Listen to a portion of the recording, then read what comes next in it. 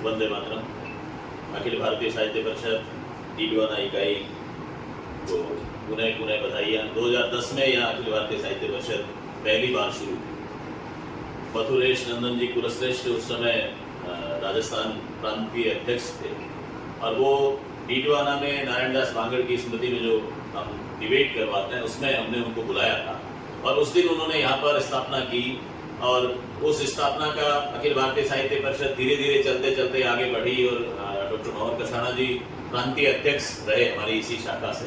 लेकिन बीच में विराम आया कि साहित्य परिषद बिल्कुल सुसुप्त अवस्था में आ गई और प्रांत से केंद्र से बार बार ऐसा आग्रह होने लगा कि अखिल भारतीय साहित्य परिषद टीडवाना जैसे जिले में जो संघ की दृष्टि से बहुत महत्वपूर्ण जिला माना जाता है, वहां पर यदि अखिल भारतीय साहित्य परिषद की इकाई सक्रिय नहीं है तो ये थोड़ा चिंताजनक विषय है। और मैं आप लोगों को बधाई दूं कि आज पहली बैठक में 25 सदस्यों का जब संकल्प लेके चलते हैं उनमें से 24 या 23 की उपस्थिति हो जाती है। ऐसी पहली बैठक है, आपके लिए तालियां बजाता हूं, बधाई देता हूं आपको। इस अखिल भारतीय साहित्य परिषद में जो शब्द की हम बात करेंगे, अखिल भारतीय, इसका मतलब ये कि भारत की संपूर्ण भाषाएं, तमाम भारतीय भाषाएं इसके दायरे में आती हैं। भारत की तमाम भाषाओं में लिखा साहित्य इसकी श्रेणी में आता है। दूसरा है भारतीय से हमको यह अर्थ देना है कि जो भारतीयता को प्रधानता देता है, जो भारत को श्रेष्ठता सिद्ध करने वाला है, जो भारत के हित की बात करने वाला है, जो भारतीय संस्कृति के विशिष्ट पहलुओं को उजागर करने वाला साहित्य, वो इस अखिल भारतीय साहित्य परिषद की श्रेणी में आता है। साहित्य शब्द को विद्वानों ने जब देखा है, अभी हरवीर जी ने शब्द की तोड़ करके कि एक शब्द के कितने टुकड़े हो सकते हैं, उसके संधि विच्छेद करके या समास विग्रह करके उसके अर्थ तक जाते हैं। तो साहित्य का जब हम विग्रह करते हैं तो स, अहि और ते 3 टुकड़े बनते हैं और से और ते को लेते हैं तो सत्य बनता है। बीच में अहि बच जाता है तो समाज, अहि का अर्थ होता है सांप, सांप होता है जहरीला। यदि साहित्य का मतलब है कि समाज में इन परिस्थितियों में जो विद्रुपताएं हैं, जो विसंगतियां हैं, जो जहरीलापन है, उसको दूर करके सत्य की खोज करे, ये साहित्य का काम है और उसकी तरफ हमें बढ़ना है। अखिल भारतीय साहित्य परिषद का गठन जब हुआ है, हम में से बहुत से लोग जानते हैं कि देश में जितने नैरेटिव गढ़े जा रहे हैं, जब देश आजाद हुआ, साहित्य में जैसी धाराएं चली, आज जिन संकटों से हम जूझ रहे हैं, ये 70-80 साल में एक सोचे समझे षड्यंत्र के तहत किया गया ऐसा काम है जिससे हमें जूझना पड़ रहा है। जो सत्य थे उनको दूर किया गया हमसे, हमारी जो अच्छाइयां थी, जो हमारी श्रेष्ठताएं थी, उनको कमजोरियां साबित किया गया। भगवान राम जैसे चरित्र की कहीं कहीं से एक ऐसी बूंद खोज के लाए, उसमें से उन लोगों ने जिसको उजागर करना चाहा वो सीता निर्वासन की बात को लेकर के आए, बाकी उनको जरूरत नहीं थी कहीं से। तो ऐसा साहित्य में जो धाराएं चली कि हमारी श्रेष्ठताओं को निकृष्टता साबित करना है, उनके विरुद्ध में खड़ी होकर के साहित्य परिषद, अखिल भारतीय साहित्य परिषद काम करे कि सत्य से रूबरू करवाए। ये हमारा काम है। जो समाज की सही दिशा, क्योंकि समाज का सामान्य व्यक्ति है, उसके पास में एक रूमर जाता है, एक भ्रम फैलाया जाता है तो वो उसमें फंस जाता है। उसको कहा जाए उस बात पर, वो उसके सामने एक दिशा होनी चाहिए, वो कौन करेगा? वो फिर हमारी राष्ट्रीयता से जुड़े हुए लोग करेंगे, वो साहित्यकार करेंगे जो सत्य की खोज करके सामने लाते हैं, भारतीय संस्कृति के विशिष्ट पहलुओं को सामने लाते हैं। एक उदाहरण देके बात पूरी करता हूं। हमारे संस्कृत वाङ्मय में हमें एक श्लोक बताया गया, तर्क अप्रतिष्ठे श्रुतयो विभिन्ना नको ऋषिर्यश्च मतः प्रमाणम धर्मस्य तत्वम नेतम गुहायाम महाजनो येन गतः स पन्था। आपने अंतिम पंक्ति सुनी होगी सबने, महाजनो येन गतः स पन्था।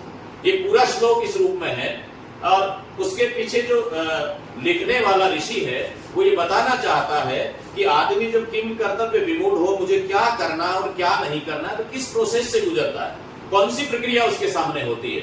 तो प्रक्रिया पहली होती है वो तार्किकता से काम करना, तर्क करता है इससे क्या होगा क्या नहीं। लेकिन ऋषि कहता है तर्क अप्रतिष्ठ है।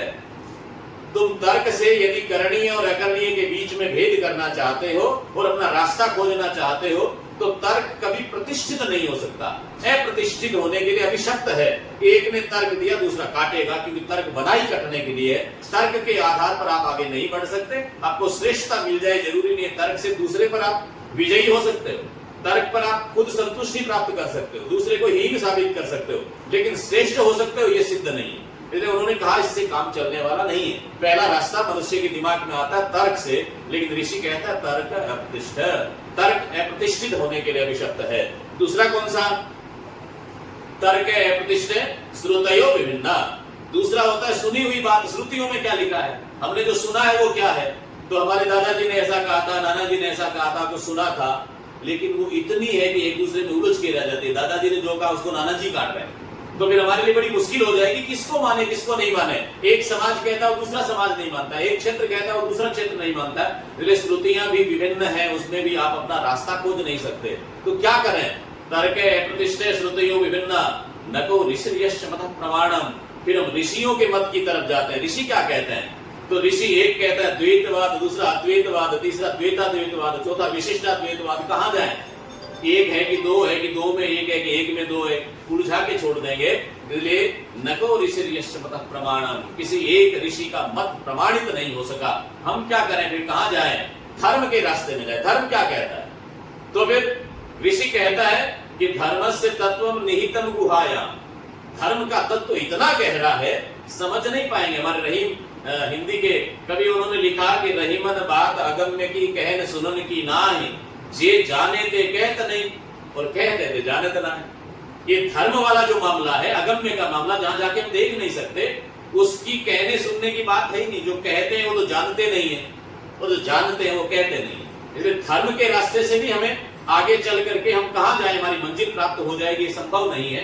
तो ऋषि ने फिर कहा महाजनो ये न गतः से पंथा, तुम जहां रह रहे हो वहां के महाजन, महाजन माने बढ़िए नहीं, हमारे यहाँ तो महाजन बढ़िए इसलिए हो गए कि उनका आचरण श्रेष्ठ था, इसलिए महाजन, हम बनियों को महाजन मानने लगे। जब व्यक्ति कोई अच्छा काम करना शुरू करता है तो जातिवाचक, व्यक्तिवाचक से जातिवाचक संज्ञा में बदल जाता है। जैसे सीता राम की पत्नी सीता है, लेकिन आज दुनिया में किसी भी औरत को हम कहेंगे सीता है, माने कि उन गुणों से अभिमंडित स्त्री है, वो जातिवाचक संज्ञा बन गई व्यक्तिवाचक से।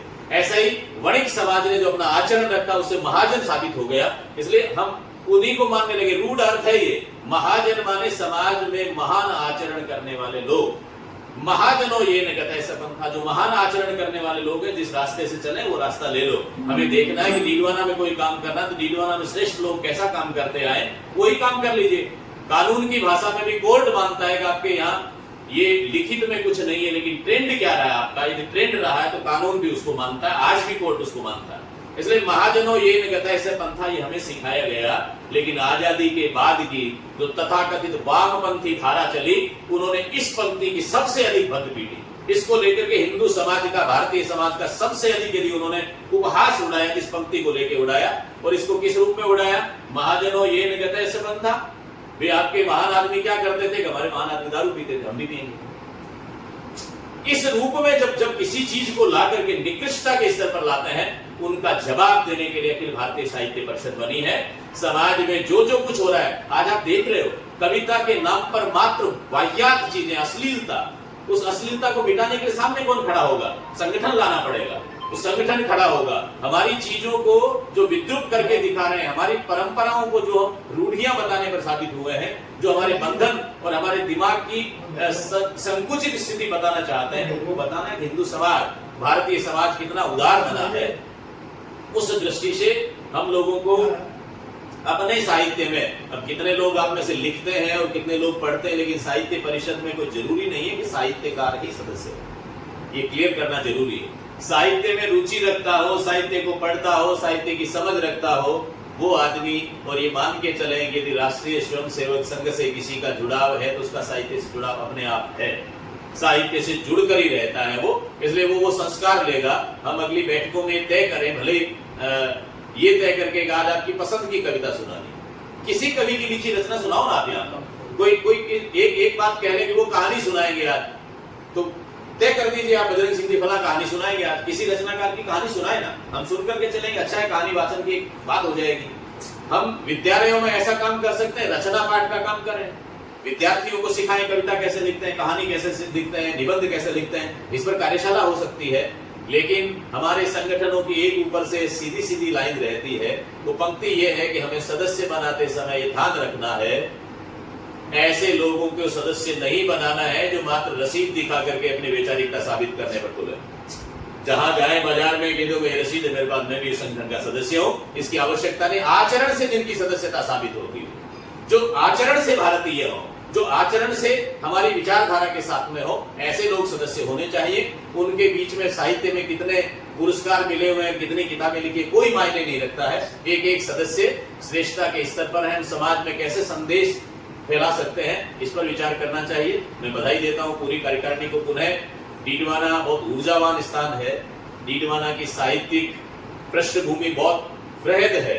डीडवाना ऐसी जगह है जहां से निरंजनी संप्रदाय का उत्स हुआ है, जिसका साहित्य तो संपूर्ण भारत के लिए वरेण्य है, जिन पर अनेक पीएचडीयां हुई है। यहाँ के नाथ पंथ को लेकर के चलेंगे तो आप कितना ही काम यहाँ किया जा सकता है। तो ऐसे शिवचंद भरतिया एक यहाँ के साहित्यकार हुए। शिवचंद भरतिया राजस्थानी का भारतेंदु है। हिंदी में जो भारतेंदु हरिश्चंद्र का स्थान है, वो स्थान राजस्थानी में शिवचंद जी भरतिया का, जो डीडवाना के जय जल में थे, आज भी भरतियों की हवेली है। और हमारी जो राजस्थानी भाषा साहित्य संस्कृति अकेडमी है, वो राजस्थान सरकार की तरफ से शिवचंद भरतिया पुरस्कार देती है। यानी कि इतने बड़े रचनाकार थे।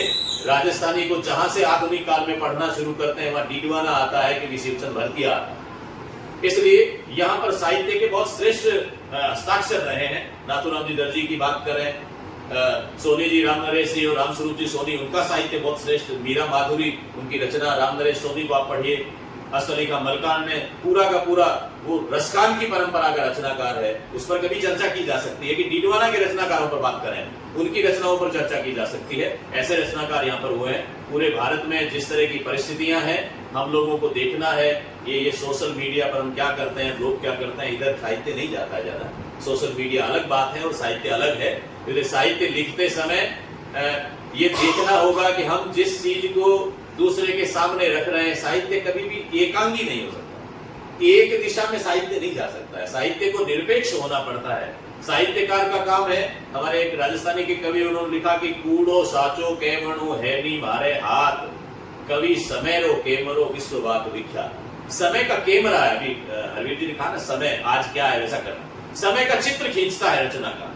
और ये कवि शब्द है वो रचनाकार का पर्याय। कवि का मतलब मात्र कविता लिखने वाला नहीं, क्योंकि आधुनिक काल से पहले कविता ही थी, इसलिए रचनाकार का पर्याय कविता है। रचना का कवि है और रचना का पर्याय कविता है। इसलिए गद्य भी लिखा जा रहा था तो कविता ही थी, गद्य लिखने वाला भी कवि था। इस नाते आपको दृष्टि देख करके काम करना है। पुनः पुनः आपको बधाइयां। हम कोशिश करें कि मासिक, द्विमासिक, त्रैमासिक जैसी भी मीटिंग हमारी लगातार हो और हमारे रचनाकार पैदा हो। यहाँ से नए लोग जब आते हैं, नई टीम आती है, तो अच्छा लगता है, ऊर्जावान लोग आगे बढ़े। पुनः पुनः धन्यवाद। जय हिंद, जय भारत।